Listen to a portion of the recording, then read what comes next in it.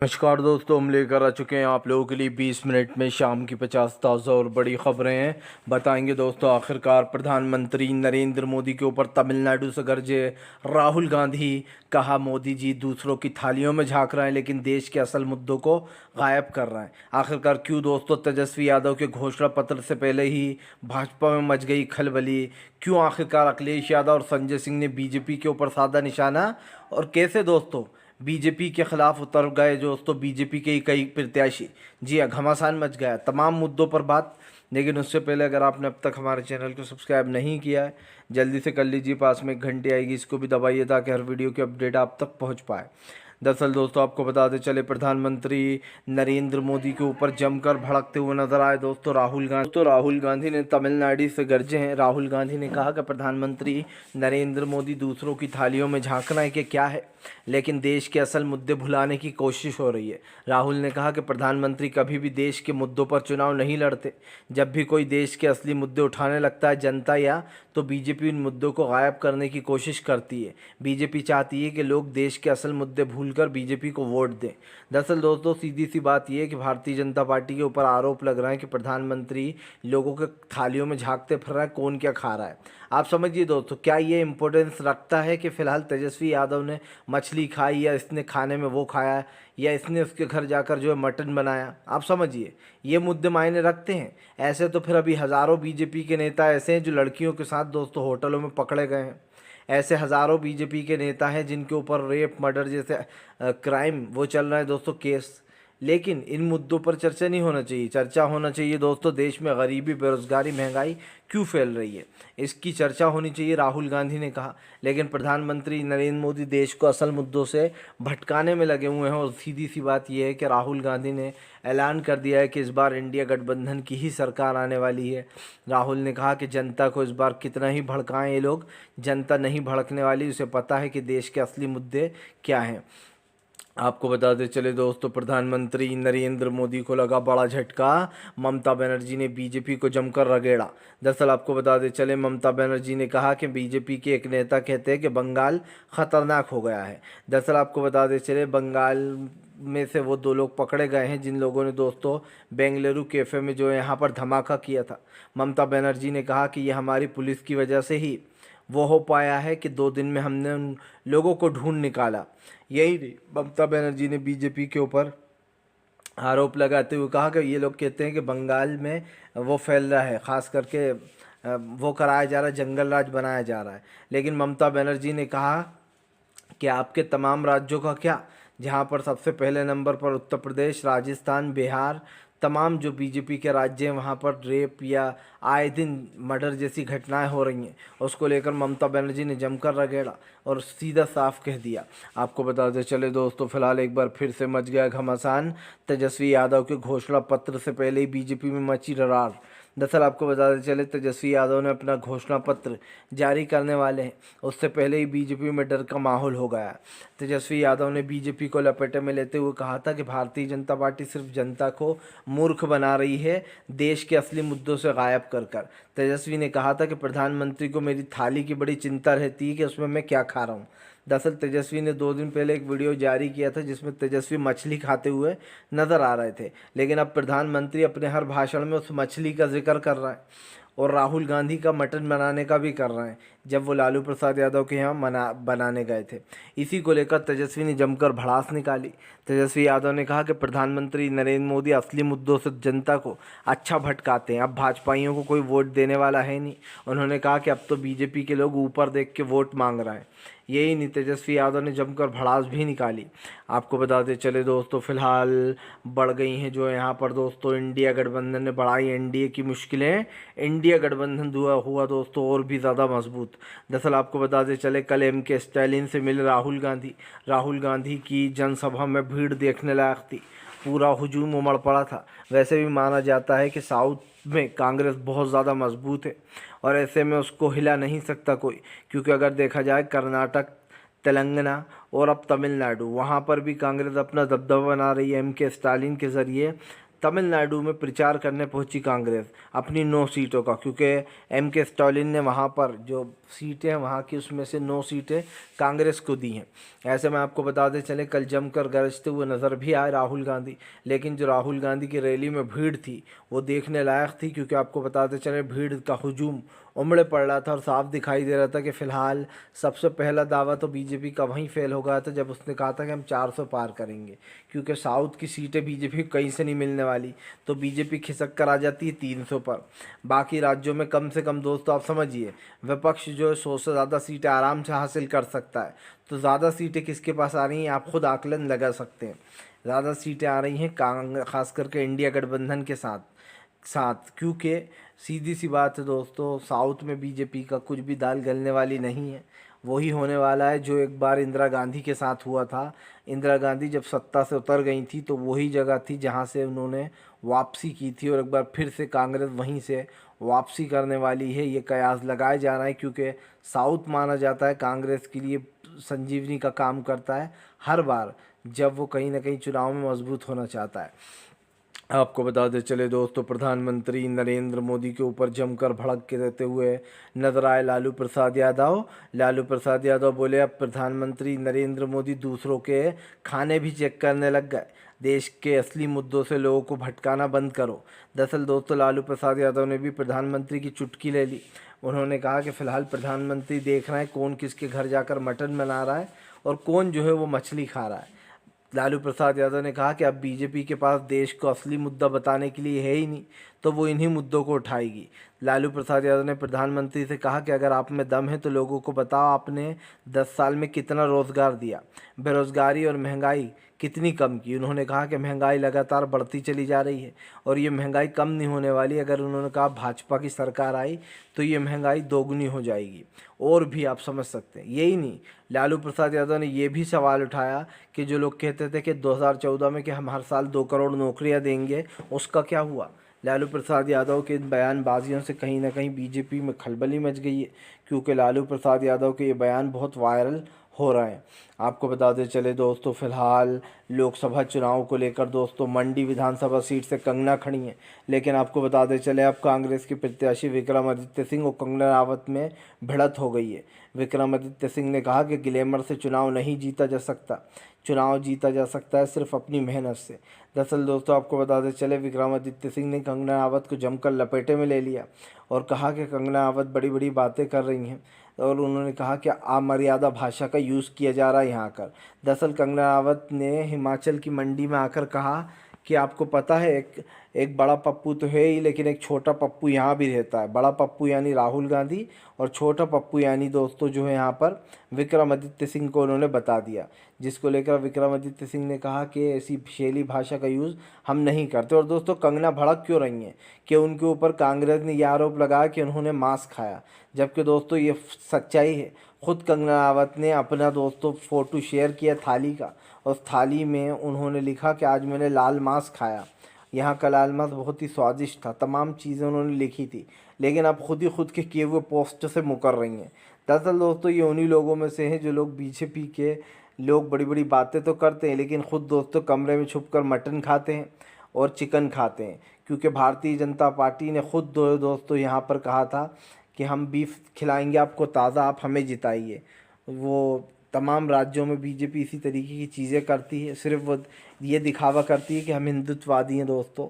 लेकिन त्रिपुरा में क्या करा बीजेपी ने, सब जानते हैं। त्रिपुरा का जो कैंडिडेट था वो खुलेआम कह रहा था वहाँ का मुख्यमंत्री कि भैया जो है अगर आपने हमें जिता दिया तो हम आपको जो फ्रेश वो देंगे, ख़ास कर मीट यानी कि फ्रेश जो है मांस देंगे। और ऐसे में आप समझ सकते हैं दोस्तों कि फ़िलहाल वो किस उसकी बात कर रहा था।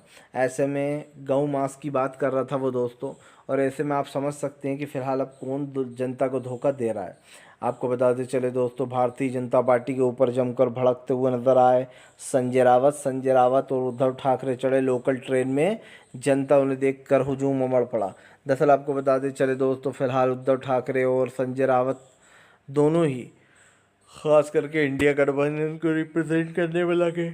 ऐसे में एक चीज़ तो साफ़ हो चुकी है कि इंडिया गठबंधन की आने वाली जो जर्नी है दोस्तों बड़ी ज़बरदस्त होने वाली है। माना तो ये भी जा रहा है कि इंडिया गठबंधन की एक बड़ी जीत हो सकती है यहाँ पर, क्योंकि आपको बताते चले विपक्ष बीजेपी को सत्ता से आराम से बाहर कर सकता है अगर वो दोस्तों कुछ चीज़ों को फॉलो करे तो। और ये आप भी जानते हैं कि फ़िलहाल कई चीज़ें ऐसी हैं जिसमें कहीं ना कहीं भारतीय जनता पार्टी कमज़ोर पड़ जाती है, और ये आरोप बार बार लगाया जा रहा है बीजेपी के ऊपर कि वो चुनाव में सत्ता से बाहर जाने वाली है। देखिए दोस्तों, कौन सत्ता से बाहर जाएगा, कौन सत्ता में रहेगा, ये फैसला तो खैर जनता करेगी ही, लेकिन जनता ने फैसला कर लिया है। आपको बताते चले दोस्तों, फिलहाल भारतीय जनता पार्टी के ऊपर जमकर भड़कते हुए नजर आए दोस्तों जो है यहाँ पर मल्लिकार्जुन खड़गे ने बीजेपी को लपेटा। मल्लिकार्जुन खड़गे ने प्रधानमंत्री से पूछा कि देश में कुछ आपने 10 साल में किया है, या देश को सिर्फ ये कहकर मूर्ख बनाते रहेंगे कि 2027 तक देश विश्व गुरु बन जाएगा, और उसके बाद 2027 के बाद दोस्तों ये लोग कहेंगे कि 2040-39 में बन जाएगा, उसके बाद ये कहेंगे 50 में बन जाएगा, फिर बस इसी से ये चाह रहा है कि हमारी सरकार चलती रहे। लेकिन ऐसा होना नामुमकिन है, ये आप भी जानते हैं। जनता एक बार मूर्ख बन सकती है, 2 बार बन सकती है, तीसरी बार जनता भी उठाकर फेंक देगी बाहर।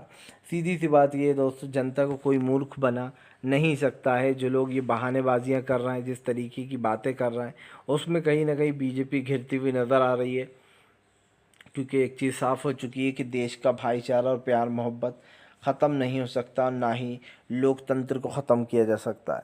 आपको बताते चले दोस्तों, फ़िलहाल बीजेपी के लिए एक और मुसीबत खड़ी हुई दोस्तों। जी हाँ, दरअसल आपको बताते चले बीजेपी के कई नेताओं ने छोड़ दी पार्टी, कई दिग्गज नेताओं ने थाम लिया कांग्रेस का दामन।